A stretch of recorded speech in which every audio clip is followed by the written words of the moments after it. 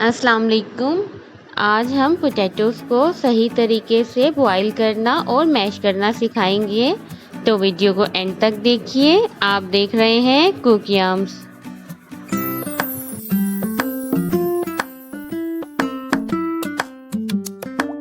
सबसे पहले हम पोटैटोज़ को बॉईल करेंगे। हमने तकरीबन आधा किलो पोटैटोज़ लिए, उसको हमने 2 लीटर पानी में बॉईल करना है तकरीबन 10 मिनट्स के लिए। और उसके बाद हम एक छुरी के ज़रिए या किसी नुकीली चीज़ के ज़रिए इसके अंदर प्रेस करके देखेंगे। अगर ये इजीली आर पार होने लग जाए तो इसका मतलब हमारे पोटैटोज़ बॉईल हो चुके हैं।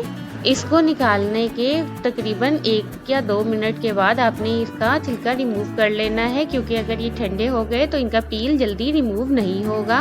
ये देख लीजिए, हम छुरी की मदद से इसका पील रिमूव कर रहे हैं इस तरह।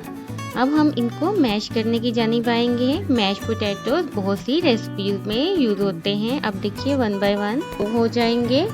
अगर आप अब इनको मैश करना चाहें तो आप चाहें तो इसको पेसल और मोर्चर के ज़रिए कर सकते हैं, यानी इमाम दस्ता के ज़रिए, या फिर आप सिलवट्टा के में भी इसको मैश कर सकते हैं। लेकिन हम आपको ईजीएस्ट वे बता रहे हैं, तो हम इसको फोक के ज़रिए मैश करेंगे।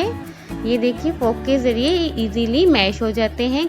इस पूरे प्रोसेस में 2 to 3 मिनट्स लगते हैं और हमारे पोटैटोज मैश हो जाते हैं।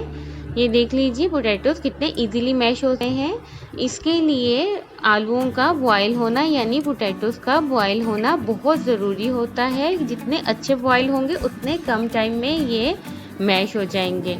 और ये देखिए कितना स्मूथली ये मैश हो गए हैं। तो कैसी लगी आपको आज की ये ट्रिक, ज़रूर बताइए और अपने फ्रेंड्स एंड फैमिली के साथ शेयर करना मत भूलिए। अपना बहुत ख्याल रखिए और देखती रहिए कुकियम्स। अल्लाह हाफिज़।